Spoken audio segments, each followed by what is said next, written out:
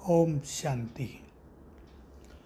बाबा ने हम सभी को योग सिखाया है और वो भी कर्म योग, ताकि हम कर्म करते हुए शिव बाबा से, सर्वशक्तिवान से, सुप्रीम पावर से, सुप्रीम एनर्जी से जुड़े रहें और उसकी एनर्जी हम में आती ही रहे।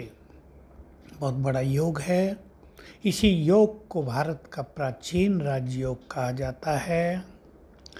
यही राजयोग वो है जिसका गीता के चौथे अध्याय के पहले ही श्लोक में वर्णन है। हे अर्जुन, मैंने ये योग सूर्य को दिया था, माना सिखाया था। उससे इक्ष्वाकु, उससे उसके वंश को, राज ऋषियों को पहुंचा, फिर लोप हो गया, फिर तुम्हें सिखा रहा हूँ।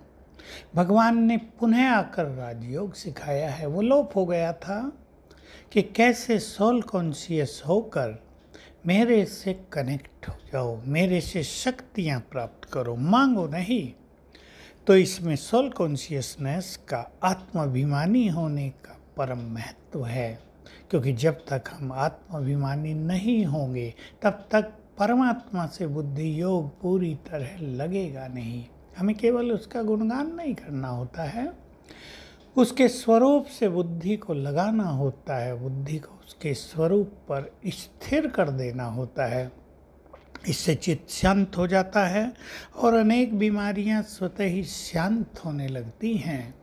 ईश्वरीय महावाक्य भी हम रोज सुनते हैं, वो भी इसी ज्ञान और योग का एक हिस्सा है। उससे हमारे जीवन में हमें बहुत ज़्यादा खुशियाँ मिलती हैं और खुशी इस जीवन की सबसे बड़ी खुराक होती है। जो मनुष्य खुश रहता है उसके ब्रेन के न्यूरॉन्स यानी सेल्स भी जैसे डांस करते रहते हैं, एनर्जेटिक हो जाते हैं, लाइव हो जाते हैं और वो बीमारियां होने ही नहीं देते, या जो हो गई हैं उसको नष्ट कर देते हैं। इसलिए लोगों ने लाइफ क्लब खोले, लेकिन वो बाहरी चीज़ है। आंतरिक रूप से हमें खुशी हो और मन हमारा प्रसन्न रहता हो, इसकी बहुत आवश्यकता है। बाह्य रूप से हंस लेना वो तो टेम्परेरी होता है। अंदर मन रो रहा हो, बाहर खिलखिला रहे हो, उससे कुछ होता नहीं है। तो ये ज्ञान और योग हमें बीमारियों पर विजय प्राप्त करने में बहुत बड़ी मदद करता है।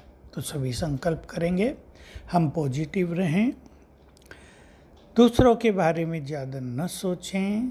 और एक और चीज़ बहुत बड़ी है जिस पर हम सभी का ध्यान खिंचाना चाहते हैं। जो व्यक्ति बहुत सेंसिटिव है, जो ज़्यादा इमोशनल है, जो क्रोध करता है, वो इस संसार की बैड एनर्जी को अपनी ओर अट्रैक्ट करता है और वो कहीं ना कहीं शारीरिक या मानसिक रोगों में वृद्धि कर देते हैं।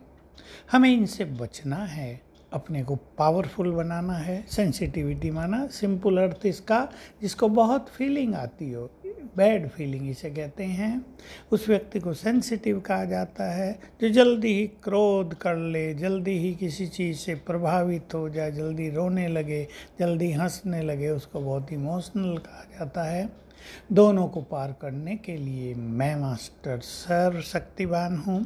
इसकी स्मृति, इसका नशा और ज्ञान का चिंतन जो हमारे विचारों को महान बनाए, जो हमें हर छोटी बात को या बड़ी बात को सरल रूप से लेने का अभ्यासी बना दे, ऐसा ज्ञान का बल हमें चाहिए। आज हम आपके सामने एक सुंदर सा सूत्र रख रहे हैं, फॉर्मूला। कोई बीमारी आपको है, रात को सोने के समय और आँख खुलते ही, विशेषकर सोने के समय, ये बात भूलेंगे नहीं, 5-7 बार कर लें।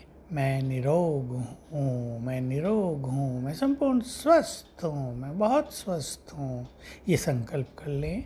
आपको हाई बीपी है, मेरा बीपी नॉर्मल हो गया है। सिर दर्द रहता है, मेरा सिर दर्द ठीक हो गया है। कैंसर रहता है, मेरा कैंसर ठीक हो गया है। जो बीमारी होती है उसको पॉजिटिव अफर्मेशन देंगे तो रात को हमारे सबकॉन्शियस माइंड में मैक्सिमम हीलिंग एनर्जी होती है, तो वो ठीक करेगा रात को उस बीमारी को। सवेरे भी कर लेंगे, पर रात का समय इसके लिए बहुत इम्पोर्टेंट है। तो आप सदा स्वस्थ रहें और महान योगी बने, यही शुभकामनाएं हैं। ओम शांति।